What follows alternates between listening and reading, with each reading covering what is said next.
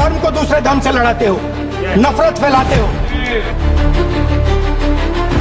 রাহুল বলেন, মোদি যেখানে যান ধর্মে ধর্মে লড়াই লাগিয়ে দেন। और जहां भी आप जाते हो एक धर्म को दूसरे धर्म से लड़ाते हो, नफरत फैलाते हो। সংঘাত, সহিংসতা আর বিভেদ মাথাচাড়া দিয়ে উঠেছে ভারত জুড়ে। সেভেন সিস্টার্স নিয়ে নতুন করে ঝামেলা শুরু হয়েছে। অর্থনৈতিক বেকারত্ব সহ নানা ধরনের সমস্যায় আক্রান্ত দেশটি। অথচ নরেন্দ্র মোদীর যেন এদিকে কোনো খেয়ালই নেই। তিনি হতে চাইছেন বিশ্বময়। আসসালামু আলাইকুম রহমতুল্লাহি ওয়াবারাকাতু। সম্মানিত দর্শক, কথায় আছে যার বিয়ে তার খবর নেই, পাড়াপড়শির ঘুম নেই। মোদিজির অবস্থা যেন সেরকমটাই হয়ে গিয়েছে।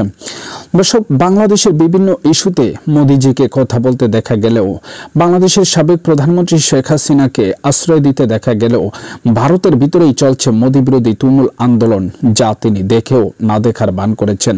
কথায় আছে, যিনি ঘুমের ভান করে সজাগ থাকে তাকে কখনো ঘুম থেকে জাগানো যায় না। মোদি যেন নিজের সবকিছু দেখেও না দেখার ভান করেছে।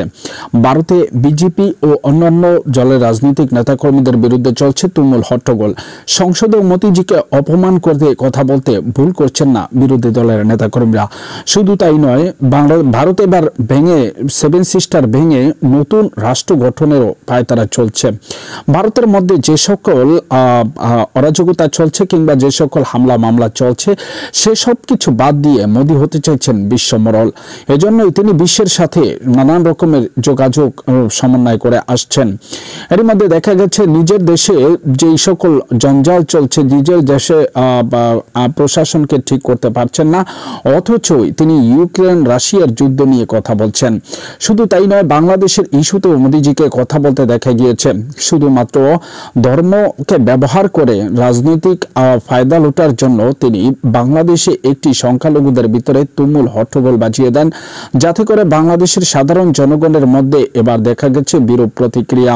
তবে অনেকেই বলছেন মোদিজির কুটচাল অনেকেই ধরে ফেলেছেন। তবে মোদিজির যে সকল নেতাকর্মীরা রয়েছেন তারাও এবার মোদিজি থেকে মুখ ফিরিয়ে নিচ্ছেন। যে কোনো সময় মোদিজিকে বয়কট করতে পারেন ভারতের বিজেপি। শুধু তাই নয়, মোদিজিকে বয়কট করে নতুন নেতাও নির্বাচন করে নিয়েছে ভারতের অনেক রাজনৈতিক দল। যে কোনো সময় হতে পারে ভারতের নতুন কোনো ঘটনা।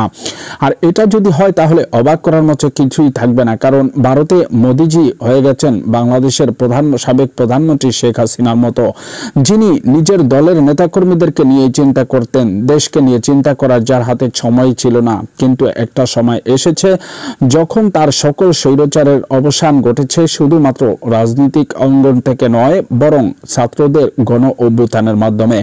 এবার ভারতে সে সকল ছাত্রদের গণ অভ্যুত্থান কিন্তু এরই মধ্যে শুরু হয়ে গিয়েছে। বিভিন্ন রাজ্য ও অঙ্গরাজ্যে দেখা গিয়েছে মোদি বিরোধী স্লোগান, মোদি বিরোধী আন্দোলন চলছে, তুমুল হট্টগোল ও পুলিশের লাঠিচার্জ সহ জলকামান নিক্ষেপ। এ সকল কিছু যেন দেখেও না দেখার ভান করছেন মোদিজি। তবে সেটা কতদিন পারবেন, কারণ দেশের পরিস্থিতি দিন দিন ভয়ঙ্কর রূপ ধারণ করছে। এরই মধ্যে বাংলাদেশের ইস্যু কেন্দ্র করে যে সকল অঙ্গরাজ্যগুলোতে মোদিজি ভ্রমণ ভিসা দেওয়া বন্ধ করে দিয়েছেন, সে সকল অঙ্গরাজ্যের মানুষের মধ্যে মোদিজির বিরুদ্ধে খেপে গিয়েছে ভারতের বিভিন্ন ব্যবসায়ীরা ও মেডিকেলের অনেক লোকজন। এর মধ্যে প্রায় 1.5 লক্ষ টন আলু ভারত থেকে বাংলাদেশে অল্প দামে বিক্রি করে দিচ্ছেন সাধারণ গরিব চাষিরা, যারা বলছেন বাংলাদেশের যদি পাশে না থাকে তাহলে তাদের আত্মহত্যা করা ছাড়া আর কোনো উপায় থাকবে না। মোদিজির নিজের দেশকে নিয়ে যে মোটেও চিন্তা করার সময় নেই, অথচ বাংলাদেশ ও বিভিন্ন রাষ্ট্রের ব্যাপারে তিনি খুব ভালোই কথা বলতে পারেন। মোদিজি একবার লক্ষ্য করে দেখুন আপনার দেশে কি ঘটছে। এরকমটাই দাবি করছেন ভারতের অনেক নাগরিকগণ। তারা মনে করেন মোদিজি যে সকল কাজ করে যাচ্ছেন এতে দেশে ধ্বংস বয়ে আনবে ও সাধারণ যুবকদেরকে যেভাবে বেকারত্ব বাড়িয়ে দিচ্ছেন, বিভিন্ন রাজ্যের সাথে তার বিভিন্ন দেশের সাথে তার যে সুসম্পর্ক দিন দিন নষ্ট হয়ে যাচ্ছেন, এতে একটা সময় আসবে যখন ভারতীয়দেরকে পৃথিবীর কোনো রাষ্ট্রেই গ্রহণ করতে চাইবে না। আর ঠিক সেই সময়টাতে মোদিজি দেশ ত্যাগ করতে বাধ্য হবেন। আর যদি সেটাই হয় তাহলে মোদিজির জন্য হবে শেখ হাসিনার চাইতে ভয়ঙ্কর পরিস্থিতি। আর সেই পরিস্থিতির জন্য দায়ী থাকবেন মোদিজি, এমনটা মনে করছেন ভারতের নেতাকর্মীরা। দর্শক, আপনাদের কি মতামত জানাতে পারেন অবশ্যই কমেন্টস বক্সে। সাবেক প্রধানমন্ত্রী শেখ হাসিনাকে আশ্রয় দিয়ে মোদিজি যে কাজ করেছেন এটা কি আসলেই সত্য করেছেন কিনা।